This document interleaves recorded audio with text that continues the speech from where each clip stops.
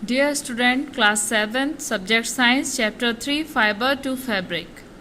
Last class में हम पढ़ चुके हैं man made fibre, synthetic fibre. अब इस चैप्टर को हम आगे बढ़ाते हुए इन फाइबर के बारे में डिटेल में जानेंगे। इस चैप्टर की रीडिंग आप अपने आप करेंगे, मैं आपको इसकी समरी बताऊंगी। एनिमल फाइबर, एनिमल फाइबर क्या होता है? एनिमल फाइबर वो होता है जो हमें एनिमल्स से मिलता है, जैसे कि वूल और सिल्क। ये क्या है? एनिमल फाइबर है। अब वूल हमें कई एनिमल्स से मिलती है, जैसे इसके बारे में मैं आपको आगे बताती हूँ। याक, रियर्ड इन तिब्बत और लद्दाख। लद्दाख में याक पाए जाते हैं, तिब्बत में और लद्दाख में, तो इनसे वूल प्राप्त की जाती है। अंगोरा, ये गोट शीप की प्रजाति है जिसमें, और रियर्ड, इनसे कश्मीर में इनसे वूल निकाली जाती है। नेक्स्ट है कैमल। कैमल को राजस्थान में ज़्यादा पाए जाते हैं, तो इनसे वूल हमें राजस्थान में प्राप्त होती है। Llama, alpaca, vicuna, reared in South America. ये साउथ अमेरिका में वेराइटीज़ हैं। Angora rabbit, reared in Kashmir and Himachal Pradesh. Himachal Pradesh और कश्मीर में रैबिट पाया जाता है, एक प्रजाति जिसको अंगोरा कहते हैं, उससे वूल निकाली जाती है। वूल की प्रॉपर्टीज़ क्या हैं? वूल की प्रॉपर्टीज़ हैं कि वूल में इजीली क्रिम्स नहीं पड़ते, मोड़ नहीं पड़ते एकदम से, और ये हाई रेजिस्टेंस है। इलेक्ट्रिसिटी, जो इसकी इलास्टिसिटी है, इसकी स्ट्रेचेबिलिटी है, वो बहुत अच्छी होती है, और ये बहुत सारी मात्रा में पानी एब्जॉर्ब कर सकता है। ये लाइट वेट होता है, तो इजीली इसको कलर किया जा सकता है, और ये हीट इंसुलेटर होता है, इसीलिए तो इसको सर्दियों में हम यूज़ करते हैं। वूल डज नॉट रिंकल इजीली, इसमें रिंकल नहीं पड़ते हैं, और ये मॉइस्चर को इजीली एब्जॉर्ब कर लेता है, और ये हाई रेजिस्टेंस है, काफ़ी टाइम तक चलता है। और नेक्स्ट है, हम आएंगे अब इसको फ्लीस कैसे किया जाता है, और फ्लीस करके वूलन फैब्रिक कैसे बनाया जाता है। फ्लीसिंग क्या होती है? फ्लीशिंग होती है, जो हेयर होती है, फ्लीस एनिमल्स की हेयर जो हम लेते हैं वूल के रूप में निकालते हैं, उन्हें बोलते हैं फ्लीस। अब फ्लीस की अब शेयरिंग होती है, फ्लीस को एनिमल्स की बॉडी से निकालना, this is called sharing. Generally ये एक साल में एक बार ही निकाली जाती है एनिमल्स से। अब इसको पहले ये मैनुअली होता था, अब ये मशीनों से होने लगा है। अब इसको कन्वर्ट कैसे करते हैं, वूल्स को फैब्रिक में कैसे कन्वर्ट किया जाता है, तो ये क्रिटिकल कंडीशन होती है। एक स्टेप इसमें जो होते हैं वो मैं आपको आगे समझाऊंगी। कुछ हैंड वूल होते हैं और कुछ मशीनों से होते हैं। इसमें काफ़ी प्रोसेस इन्वॉल्व होती है, shearing, sorting, combing, carding, spinning. इसके बारे में मैं आपको आगे पढ़ाऊंगी। जनरली जब ये फ्लीस निकाली जाती है एनिमल्स की, तो इसमें किसी भी एनिमल को कोई नुकसान नहीं होता है, और ये इजीली निकाल ली जाती है। उसका अपर मोस्ट पार्ट होता है स्किन का, तो स्किन को पकड़ के, और जो हेयर होते हैं वो डेड होते हैं, तो इसमें किसी भी एनिमल को कोई नुकसान नहीं होता है। और फिर बाद में हेयर्स जो हैं निकालने के बाद छोड़ दिए जाते हैं, एक लेयर छोड़ दी जाती है, जिससे कि वो दोबारा ग्रो कर सके। वूल मैन्युफैक्चरिंग में सबसे पहले इनको सॉर्टिंग की प्रोसेस स्टेप 1 में आती है। रॉ वूल प्राप्त करना इज कॉल्ड सॉर्टिंग। नेक्स्ट आते हैं, सॉर्टिंग के बाद हम आएंगे, इसको स्टेप 2 जो होता है वो होता है लैनोनिन किसको कहते हैं? इसमें जो रॉ वूल होती है उसको एक ऑयलिंग की जाती है उसकी, जिसको हम यॉक कह सकते हैं या लैनोनिन कह सकते हैं। अब आते हैं step 3, scoured the fibre woollen dyed distance and the by carding machines. इसको थ्रेड बनाने की जो प्रोसेस आगे बनती है उसे बोलते हैं हम कार्डिंग। कार्डिंग के बाद इससे क्लोथ्स बनाने की process step 4, woollen often is the other first spun, the vice versa the showing. In case of woollen system fabric often called Tweed.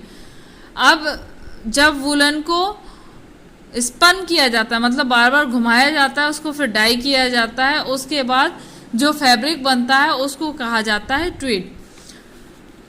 Uses of wool, वूल के क्या क्या यूज हैं? ब्लैंकेट बनते हैं, शॉल बनते हैं, कारपेट्स बनते हैं। वूल पियानो हैमर्स का कवर का काम करता है। Shoddy the use of woven to make shoddy extinct of wool fabric is to cut into small pieces the carded. Wool काफ़ी चीज़ों में यूज़ होती है, मोस्टली ये वूलन क्लोथ्स बनाने में यूज़ होती है। अब आते हैं हम सिल्क, ये भी एक एनिमल फाइबर है। ये मिलती कैसे है?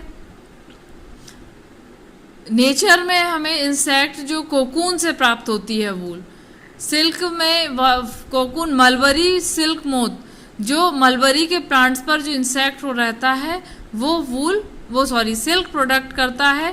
हिस्ट्री ऑफ सिल्क, सिल्क की हिस्ट्री क्या है, आइए थोड़ा सा इसको जानते हैं हम। कम से कम 3000 साल पहले की बात है। चाइना के एक राजा, हम कह सकते हैं उनको एम्परर थे, एक बार वो मलबरी के पेड़ के नीचे बैठे हुए थे अपने गार्डन में, तो बाय लक वो जो उस पर जो सिल्क वॉर्म था वो उनके चाय के गर्म कप में आकर गिर गया, तो उसका जो बाहर का कवर था वो हट गया, तो उसके अंदर एक सिल्क चमकता हुआ सिल्क बाहर आया, और वो बिल्कुल उसको अलग करने पर वो एक फिलामेंट की तरह से, धागे की तरह खिंच गया। इसी तरह से सिल्क का आविष्कार हुआ। अब हम पढ़ेंगे life history of the silk moth. ये मलबरी की फ्रेश लीव का खाना अपना बनाते हैं और इसी पर वो अपने एग देते हैं, और ये एक बार में कई सैकड़ों की मात्रा में अंडे देते हैं, और इनको फिर इनको हैचिंग की जाती है इनकी, जिससे वाइट लार्वा निकलता है, फिर वो कोकून बनता है जिसे सिल्क वॉर्म कहते हैं। सिल्क वॉर्म के बाद फिर वो कैटरपिलर बन जाता है। 4 से 6 वीक में ये ग्रो कर जाते हैं।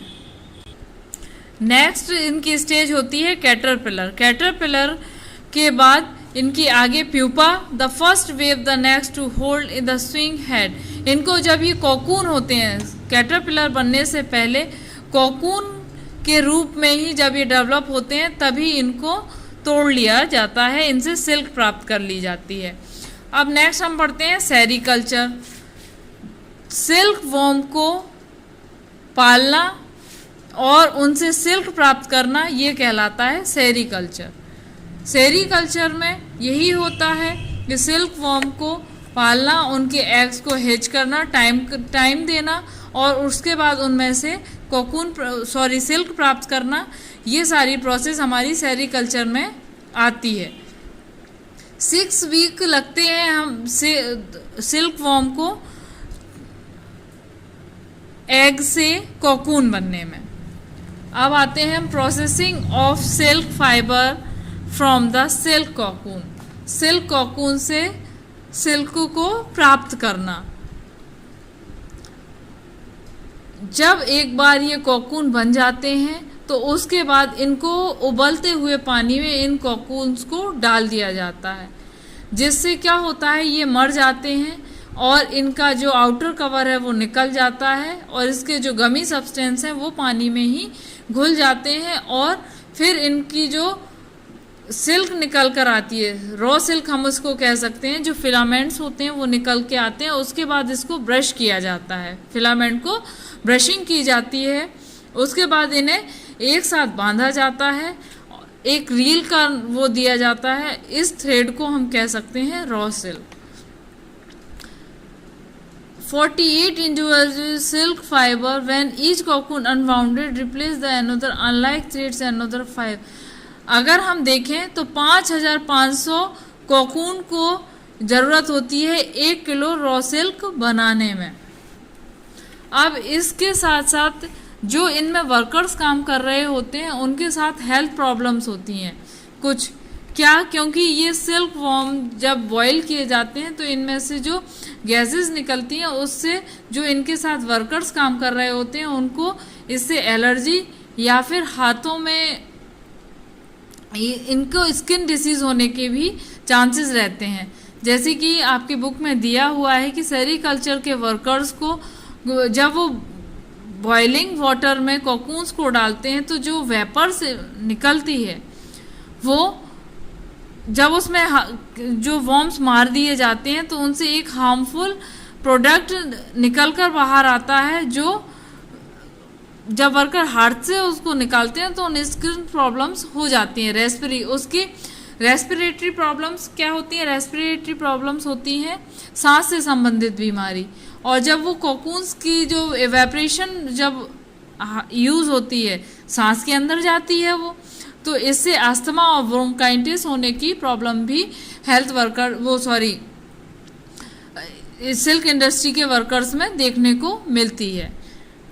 अब processing silk thread from the silk fibre, silk को बनाना, सिल्क थ्रेड बनाना, twisting the one more thread like into the strand, धीरे धीरे उनको एक साथ बुनना, उनको जोड़ना या उनको स्टिचिंग करना थ्रोइंग कहलाता है। उसके बाद आते हैं हम organise. Thread made by the raw silk preliminary twist in a dictation is twisting 2 or more than faces opposite direction rate about the 4 turns. इनको 4 सेंटीमीटर में टर्न करने के बाद फिर नेक्स्ट प्रोसेस इसकी आती है क्रेप।